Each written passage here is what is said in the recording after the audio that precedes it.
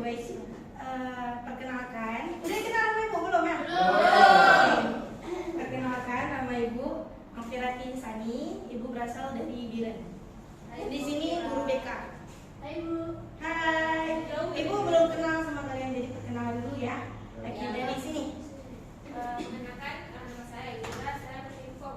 Oke, ini. Perkenalkan, nama saya Maya Sari, asal dari Kerajaan. Ini. Oke. Oke, selanjutnya. Kenalkan nama saya Romane, saya dari Malaysia. Oke, ini. Saya dari Rahman, saya dari Video. Ini. Saya dari Nopal, saya berasal dari Pak. Oke, selanjutnya. Saya Rizal Mudadia Tisatan.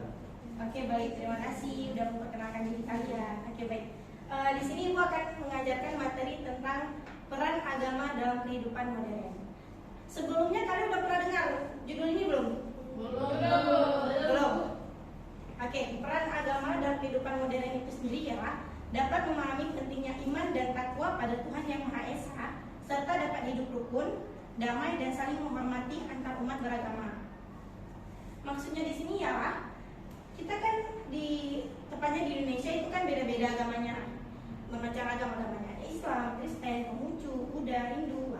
Di sini peran agama dalam kehidupan modern ini sendiri ya, bagaimana kita toleransi dengan agama orang. Maksudnya misalnya kita dengan orang Kristen, kita toleransi bahwa mereka tetap bangsa Indonesia, tapi kita tetap toleransi kepada mereka, cara beribadah mereka, pokoknya cara beribadah mereka itu kita tetap toleransi. Begitupun agama Kristen ke Islam, mereka toleransi ketika kita beribadah seperti itu.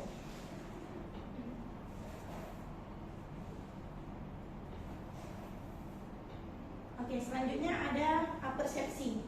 Apersepsi itu sendiri ialah setelah memasuki era globalisasi yang ditandai dengan lonjakan perkembangan ilmu pengetahuan dan teknologi yang membuat dunia terasa transparan, sempit dan seakan tanpa batas. Nah, ini kan kita udah masuk era globalisasi.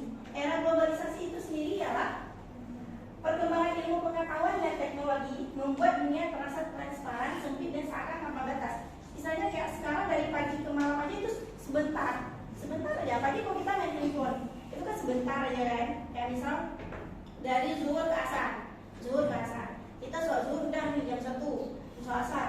Itu kita main handphone, kita kan lalai. Itulah yang dinamakan dengan dunia terasa transparan, sempit dan seakan tanpa batas. Oke, akibatnya ditemui suatu kenyataan masalah sosial budaya yang sudah melekat pada mayoritas pemuda. Hal ini erat kaitannya dengan realita kehidupan masyarakat yang majemuk, sehingga pergaulan hidupnya sering dipenuhi konflik baik sesama muslim maupun non-muslim. Selanjutnya, realitas di kalangan remaja. Yang pertama itu ada jiwa feodal. Jiwa feodal itu ya bergantung dan menurut apa kata pimpinan dengan prinsip asal dia aman. Contohnya, seorang pembantu rumah tangga yang hanya diam ketika mendapat pelecehan seksual dari majikannya karena hanya takut dipecat. Ini kan maksudnya dia bergantung kepada pimpinannya, ya kan? Pembantu itu dia dilecehin sama majikannya, namun dia nggak mau bilang ke orang lain. Dia takut dipecat, takut nanti nggak ada lagi pekerjaan dia, seperti itu. Nah, yang kedua, artistik atau ekostik. Itulah pengembangan nilai-nilai budaya lebih mengarah kepada budaya westernisasi bangsa barat. Contohnya misal kayak kita misal suka kali sama Korea, kita ikutin gaya budaya orang Korea, ya kan? Nah, seperti itu. Selanjutnya ada takut berbeda pendapat. Artinya mayoritas pemuda kurang memiliki pendirian yang teguh dan keyakinan pada kepercayaan yang mereka yakini. Seperti itu. Maya? Ya Bu. Banyak. Banyak video. Simpan dulu handphonenya ya. Oh, boleh. Oke. Takut berbeda pendapat maksudnya di sini ialah contohnya hanya diam ketika dalam forum diskusi pendapatnya tidak sesuai dengan keputusan akhir. Maksudnya ketika orang memberikan pendapat dia diam, dia nggak berkotek apapun, seperti itu. Makanya dia takut berbeda pendapat dengan orang lain. Takutnya ketika dia kasih masukan nggak sesuai dengan topik yang dibahas, seperti itu. Bukan kamu ya. Selanjutnya pelanggaran norma-norma. Contohnya tuh penyalahgunaan narkoba, obat-obat terlarang. Nah, ini kalian kan 10 nih, 10 IPS 1 ya. Ya. Ini di umur kalian ini, di zaman Z ini dan memasuki zaman alpha, kalian itu harus hati-hati dengan yang namanya narkoba. Karena banyak sekarang kan ketahuan anak-anak SMA bahkan SMP pun udah kecanduan dengan narkoba. Oke, yang kelima adalah menggunakan hasil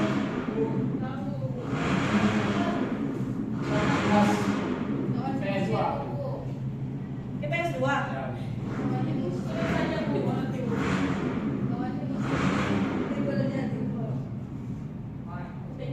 Oke. Yang kelima itu mengutamakan hasil daripada proses. Maksudnya tuh tidak peduli halal atau haram. Langkah yang mereka tempuh asalkan mereka mendapat uangnya ya udah gitu. Misalnya nih.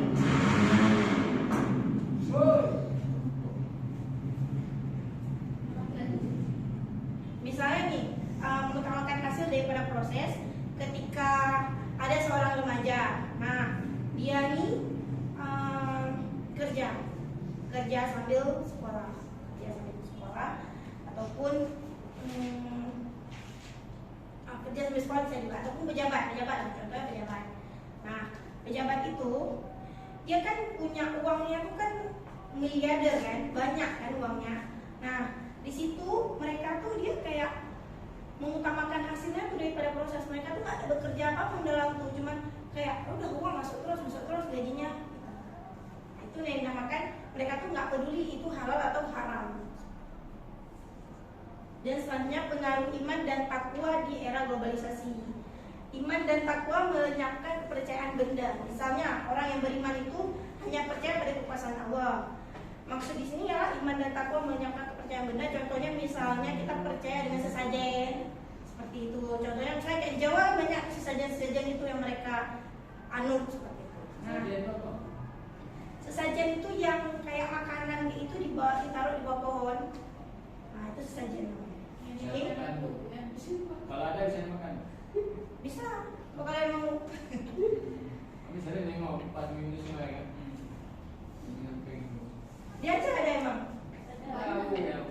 Ada. Ya dihanyut sekali semua itu. Kami makan cuma kami dapur. Pinggir-pinggir sawah juga ada. Iya. Itu mungkin makanan buat kalian kak, bukan sesajen. Bagus jalurnya. Ada lauk pauknya. Oke. Selanjutnya iman dan takwa menanamkan semangat berani membela yang benar. Di sini ialah mayoritas orang tidak berani mengungkapkan pendapat mereka tentang kebenaran karena takut menghadapi risiko. Ini salah juga nih, pengaruh iman dan takwa di era globalisasi. Orang kayak takut yaitu mengutamakan pendapatnya, padahal itu benar seperti itu. Nah, selanjutnya ada kisah inspiratif pria muslim menjaga misa Natal sampai meninggal. Di sini kisahnya tuh seorang pria yang menyelamatkan misa Natal di Indonesia, perayaan Natal di Indonesia pada tahun 2000 menjadi hari yang penuh kewaspadaan. Soalnya kala itu ancaman bom kerap memberikan teror terlebih pada pemeluk agama di luar Islam. Sehingga organisasi pemuda Nahdlatul Ulama menurunkan anggota untuk menjaga perayaan misa di gereja. Salah satu anggota Nahdlatul Ulama itu ialah mengamankan bernama Rianto, seorang yang tidak disangka menjadi penyelamat begitu banyak umat Nasrani meski harus mengorbankan diri. Kala itu ditemukan sebuah bingkisan hitam yang berada di luar gereja. Rianto berinisiatif untuk datang memeriksa dan nyatanya didapati sebuah bom meledak seperti dikutip dari Deutsche Welle. Bila kala itu aparat kepolisian lantas memerintahkan semua orang untuk mundur dan tiarap. Namun tanpa berpikir panjang, pemuda kelahiran Kediri tersebut kemudian berlari membawa serta bom dalam kedekapan untuk mengamankannya.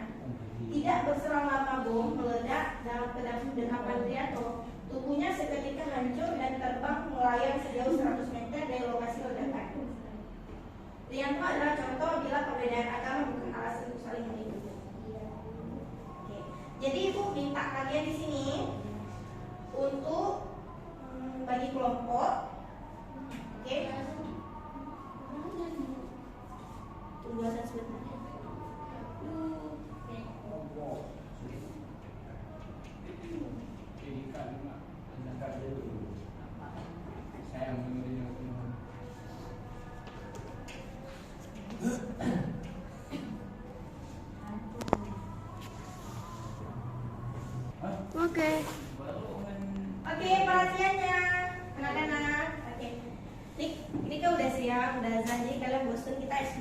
Bentar ya.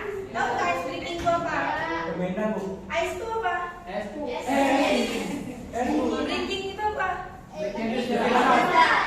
Nah, jadi ice breaking? Istirahat. Oke. Jadi kita ice breaking sebentar, oke? Bangun sebentar anak-anak, tolong. Semangat kali Musyir. Udah. Jadi kalian mau nyanyi juga ya, ini ya. Pada hari Minggu kuturun ayah ke kota, saya teman istimewa, ku duduk di muka, ku duduk di samping Pak Kusir, Sedang bekerja. mengendarai kereta yang baik jalannya. Tukik taktik, tukik taktik, tukik taktik, tukik taktik, tukik taktik, tukik sepatu kuda. Oke, tepuk tangan buat kita semua. Maya mau nyanyi dong. Nyanyi apa Maya? Nyanyi lagu galau. Maya diputus cinta ya? Ya. Oke, dimusin atau kelingkuh? Jadi sekarang kalian bagi kelompok, ini 3 orang. Ini 3 orang, ini 3 orang. Fitri masuk ke kelompok Ayu. Oke. Udah. Jadi kalian tulis apa hikmah dari kisah ini? Ya. Nggak usah tulis saja. Bilang aja. Oke.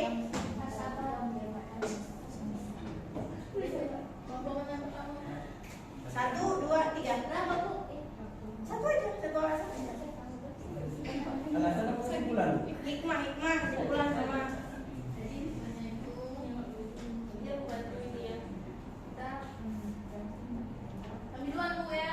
Oke, apa? Jadi kan bu hikmahnya setelah kita siapa nih bu Rianto ya, Iya. Rianto dari kisah Rianto situ kita bisa lihat bahwasanya toleransi itu sangat penting. Dan walaupun berbeda agama, tetapi harus ada rasa kemanusiaan satu sama lain. Oke, terima kasih. Tepuk tangannya buat kelompok 1. Oke, kelompok ini menjawab. Itu dulu bu. Oke, kelompok 2. Apa jawabannya?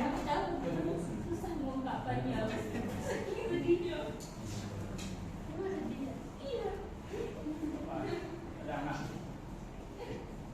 Bantuin dia. Kenapa kalian berdua ketawa aja? Sudah. Besok kalian nggak bisa duduk berdua seperti ini ya. Dulunya berdiam. Dibilang gua di kelasnya ya, Usyira. Ketua kelas kan? Ya bu. Oke.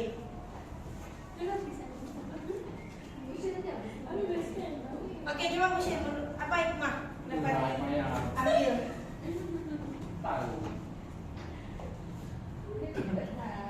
Menurut saya Gus itu hikmahnya itu adanya sikap bertoleransi yang tinggi.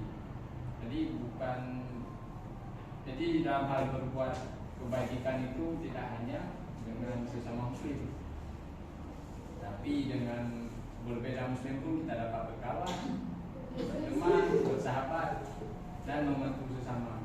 Apalagi kalau Kristen kan PS sosial. Jadi kita ini makhluk sosial, membutuhkan orang lain, baik itu beragama Islam, Kristen, Konghucu, Buddha, Hindu, segala macam. Oke, baik. Tepuk tangan buat kelompok 2. Oke, kelompok 3.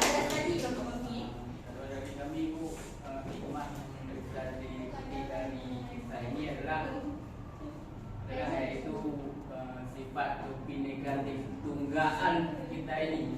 Oke. Apa arti bineka tunggal? Berbeda-beda tetap satu. Oke, silakan.